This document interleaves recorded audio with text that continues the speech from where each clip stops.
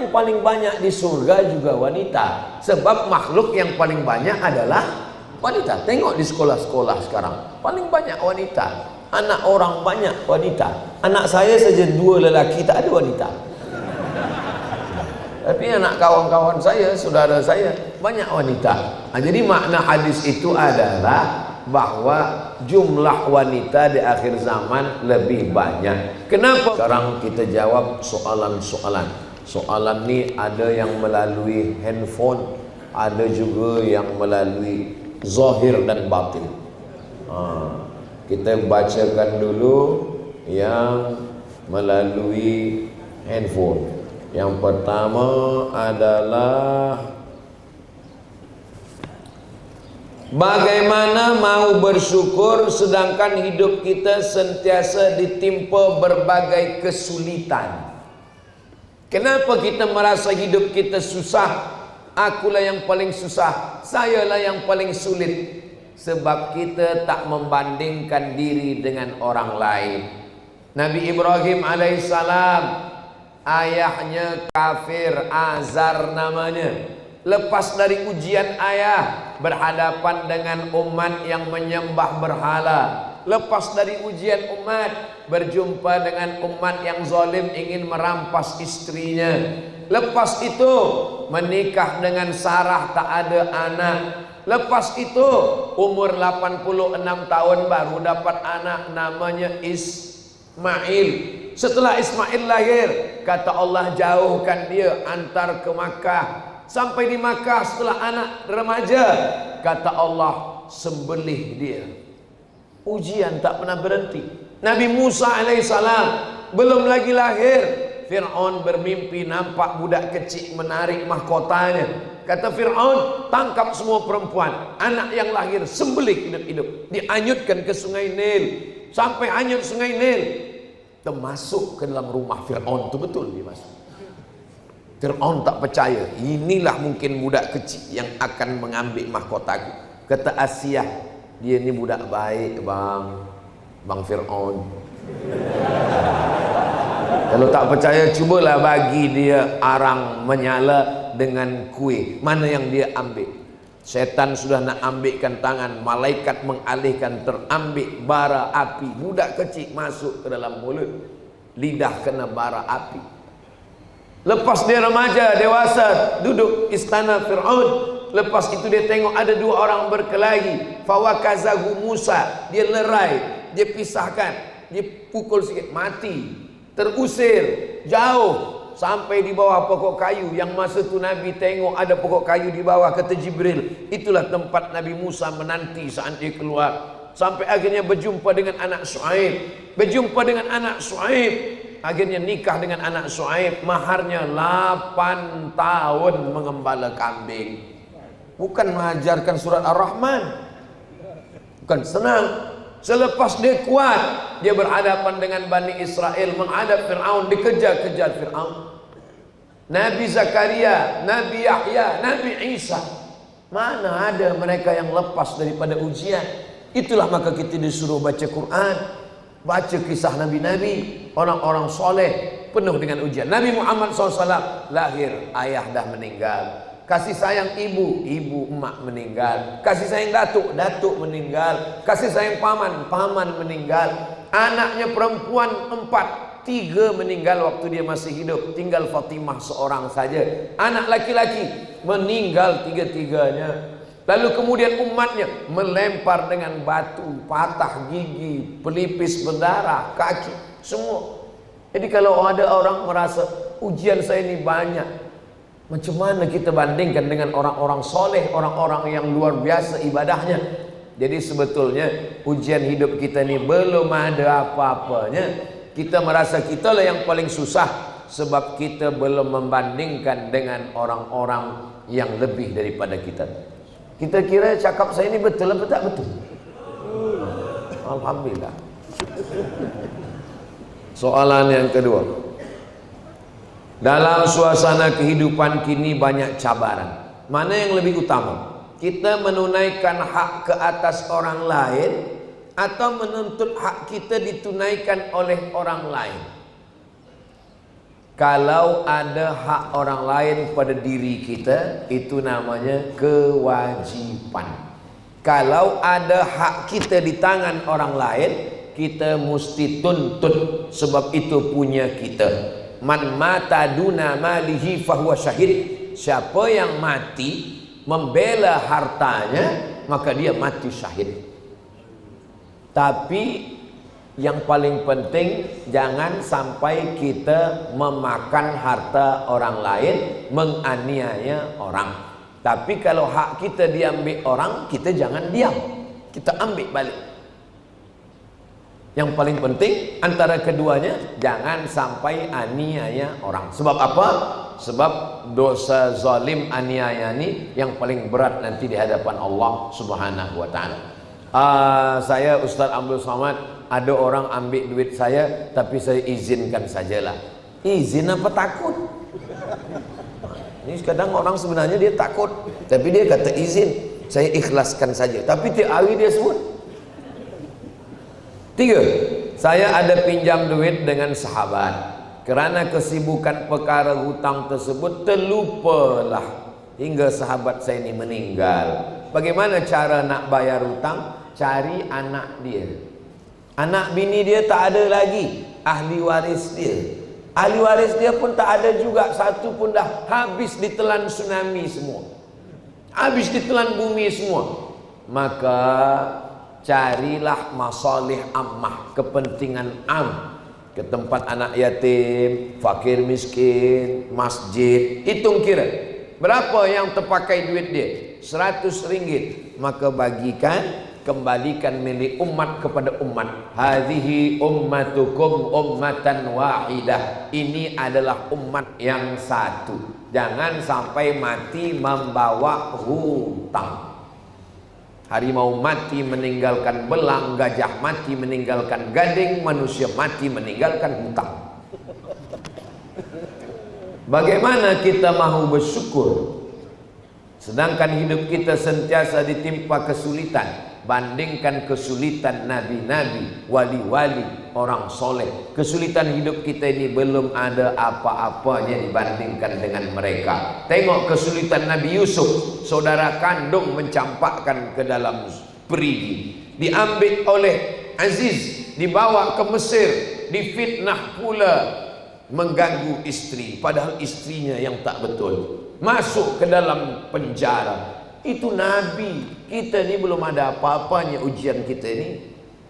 Dalam suasana hidup, saya ada baca hadis menyebutkan di akhir zaman ramai pengikut Dajjal dalam kalangan wanita. Kenapa wanita paling ramai menjadi pengikut Dajjal? Wanita ni selalu direndahkan. Yang merendahkannya ustaz. Yang paling banyak ikut Dajjal wanita, yang paling banyak masuk neraka wanita. Sekarang saya tanya, yang paling banyak di dunia ini lelaki apa wanita? Wanita. Yang paling banyak datang tazkirah pengajian lelaki atau wanita? Wanita. Jadi sebenarnya di akhir zaman, perbandingan lelaki dengan wanita, likulli qayyim, satu lelaki khamsun, 50 wanita. Jadi makna hadis itu sebenarnya di akhir zaman paling banyak wanita. Yang paling banyak ikut Dajjal wanita, paling banyak masuk neraka wanita, tapi yang paling banyak di surga juga wanita. Sebab makhluk yang paling banyak adalah wanita. Tengok di sekolah-sekolah sekarang, paling banyak wanita. Anak orang banyak wanita. Anak saya saja 2 lelaki, tak ada wanita. Tapi anak kawan-kawan saya, saudara saya, banyak wanita. Jadi makna hadis itu adalah bahwa jumlah wanita di akhir zaman lebih banyak. Kenapa banyak wanita yang lebih mudah ikut pada Dajjal? Sebab dia lebih mengedepankan perasaan daripada fikiran. Kalaulah talak itu pada tangan wanita, mungkin satu hari lelaki kena tolak 10 kali. Itulah mengapa di tangan lelaki, lelaki lebih banyak pada fikiran, perempuan lebih banyak pada perasaan. Kita ini kalau ikutkan perasaan, kalau dah suka tak nampak kesalahan orang. Kalau dah benci, tak nampak kebaikan orang. Maka kita tidak ikutkan hati, tak ikutkan perasaan, tak ikutkan pikiran. Yang kita ikutkan adalah dalil Quran, sunnah, dan pendapat para ulama yang soleh. Al ulama warasatul anbiya.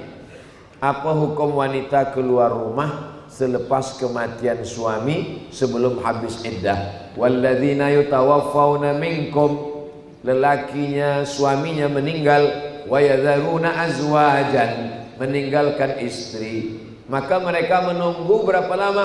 Arba'ata ashhurin wa ashra, menunggu 4 bulan 10 hari. Bagaimana selama 4 bulan 10 hari itu?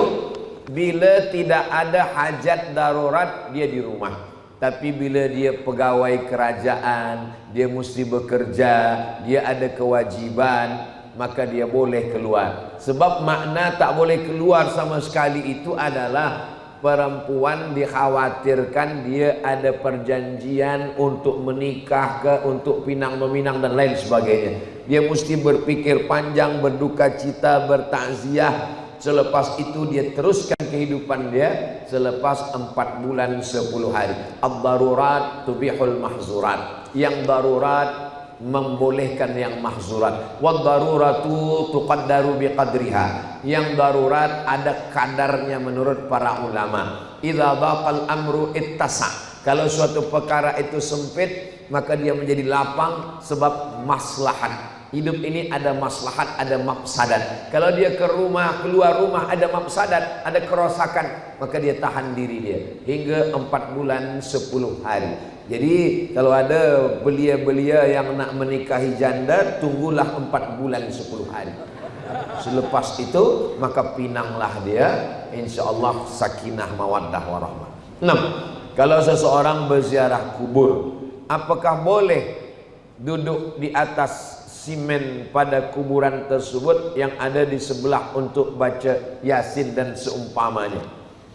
Li ayyajlisa ahadukum ala jamratin minan nar, kamu duduk di atas bara api neraka, fatuhriqu siyabahu, lalu bara api neraka itu membakar bajunya, membakar kainnya hingga kulitnya. Lebih baik min ayyajlisa ala qabrin, daripada duduk di atas kubur. Yang dimaksud dengan kubur itu mana? Yang dimaksud dengan kubur adalah batas kepala, kaki, badan. Oh, kalau begitu badan batu yang ada di kanan kiri itu bukan kubur.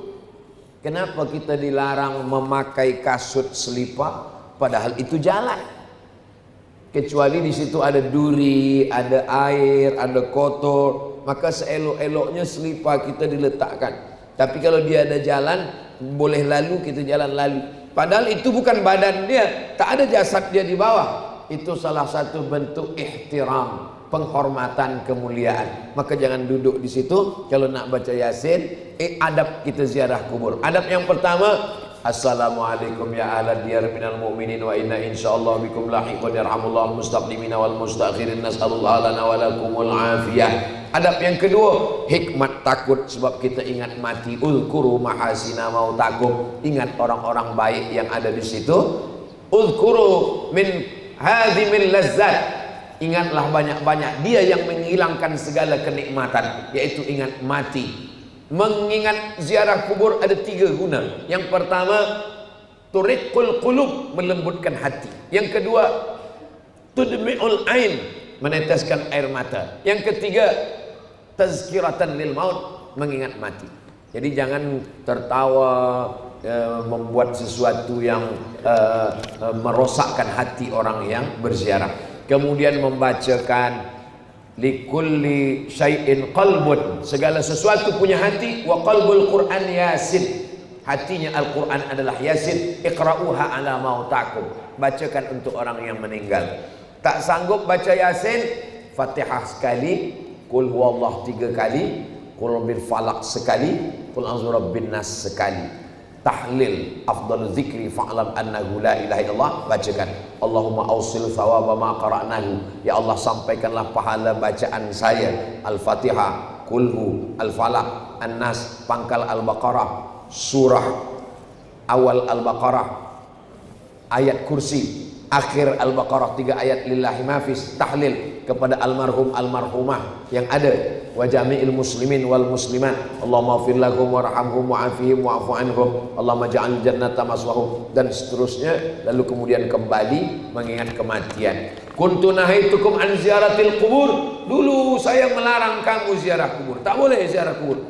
Ala fazuruha, sekarang maka ziarahlah ke kubur dengan tetap menjaga adab-adab. Last sekali, berdoa berzikir selepas sholat itu boleh atau bid'ah?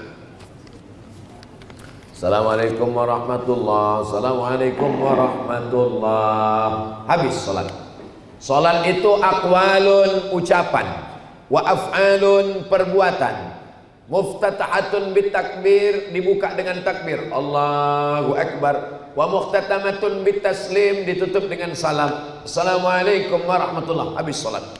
Jadi kalau ada orang bertanya ke saya, Ustaz, ya, bolehkah bersalaman selepas sembahyang? Saya selalu jawab. Saking selalu jawab mungkin dia tak dengar, lama-lama saya marah juga. Kata saya, jangankan bersalaman, kentut pun boleh.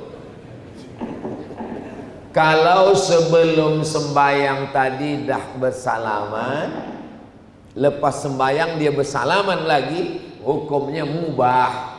Kalau sebelum sembahyang dia tak ada bersalaman, selepas sembahyang baru dia bersalaman, hukumnya sunnah. Begitu kata Imam An-Nawawi.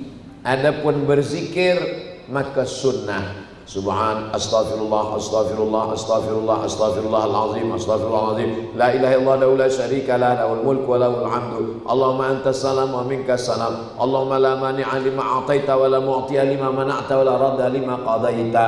Subhanallah 33, alhamdulillah 33, Allahu akbar 33. Dilengkapkan menjadi 100. La ilaha illallah la syarika lah, lahul mulku wa lahul hamdu, yuhyi wa yumiitu wa huwa ala kulli syai'in qadir. Adapun masalah jahar atau sir, itu yang ikhtilaf. Zikir selepas salat tak ada ikhtilaf, sunnah. Yang ikhtilaf itu jahar atau sir. Mazhab Syafi'i dijaharkan sampai makmum faham. Bila makmum dah faham, disirkan. Ustaz Abdul Somad, kalau di masjid, saya kalau jadi imam zikir selepas sembahyang saya baca jahar. Ada orang bertanya, Ustaz, makmum dah tahu, kenapa Ustaz tetap jaharkan? Makmum itu ada yang mu'alaf baru masuk Islam. Makmum itu ada budak kecil yang tak tahu bacaan. Makmum itu ada orang Islam, memang dia dah lama Islam, tapi baru itulah dia sembahyang. Dia tak tahu bacaan, maka saya kuatkan. Sebab bila dia nanti balik, ini budak-budak kecil yang sembahyang di masjid, lepas itu mak dia tanya balik, apa yang dibaca Ustaz Somad tadi bila lepas sembahyang? Dia tak dengar. Maka saya jaharkan, sebab itu salah satu cara mengajar.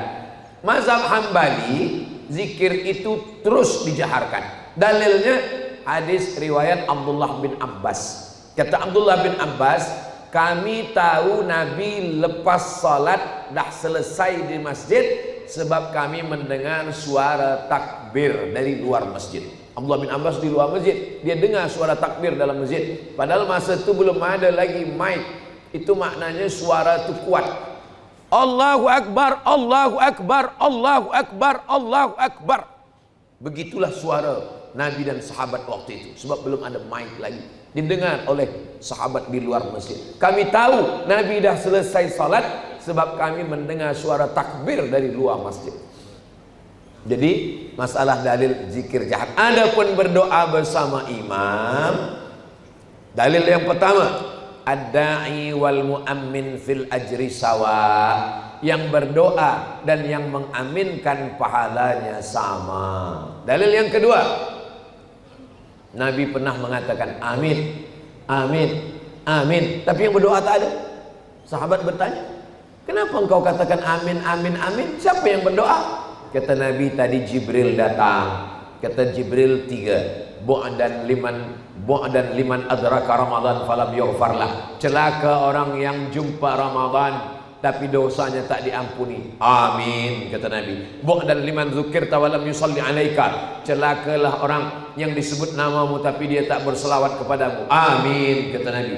Bu'dan liman adraka walidahul kibara ahaduhuma aw kilahuma falam yudkhilahul jannah. Celakalah orang yang jumpa dengan ibu bapanya sampai tua tapi dia tak berbakti hingga dia tak masuk surga. Amin. Itulah dalil kalau ada orang berdoa kita mengaminkan. Amin, amin, amin. Dalil ketiga, qad ujibat da'watukuma.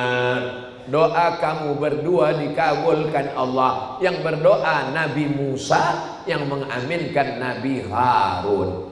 Kalau ada orang mengatakan kalau tidak dibuat Nabi bid'ah, itu namanya hadis fi'li. Hadis itu ada 3. Yang pertama fi'li, perbuatan. Yang kedua qauli, ucapan. Yang ketiga takriri, pengakuan. Jadi kalau ada orang hanya mensyaratkan perbuatan, kalau tidak dibuat Nabi bid'ah, macam mana dengan qauli? Tentang puasa Nabi Daud, mana tunjukkan saya Nabi melakukan puasa Nabi Daud? Mana ada? Kalau disyaratkan mesti fi'li. Ada orang tawau, puasa Isnin, puasa Selasa makan, Rabu puasa, Khamis makan, Jumat puasa, Sabtu makan. Itu hadisnya qauli, ucapan Nabi. Apa kata Nabi? Ahabbus shaum ilallah shaumi Daud. Puasa yang dicintai Allah, puasa Nabi Daud. Jadi sunnah itu 3. Yang pertama qauli, yang kedua fi'li, yang ketiga takriri. Kalau tidak dibuat Nabi bid'ah. Imam Ahmad bin Hanbal, Imam Hambali, punya anak lelaki namanya Abdullah. Wahai Abdullah, ya, ayah engkau Ahmad bin Hanbal, betul. Berapa rakaat dia sembahyang sehari semalam? Salasami'ati raka'ah, 300 rakaat. Mana ada dibuat Nabi? Kalau kaedahnya kalau tidak dibuat Nabi masuk neraka, berarti Ahmad bin Hanbal masuk neraka lah, karena dia membuat 300 rakaat sehari semalam. Nabi punya anak namanya Fatimah. Fatimah punya anak namanya Husain. Husain punya anak namanya Ali Zainal Abidin. Mengapa dia dipanggil Zainal Abidin? Perhiasan ahli ibadah.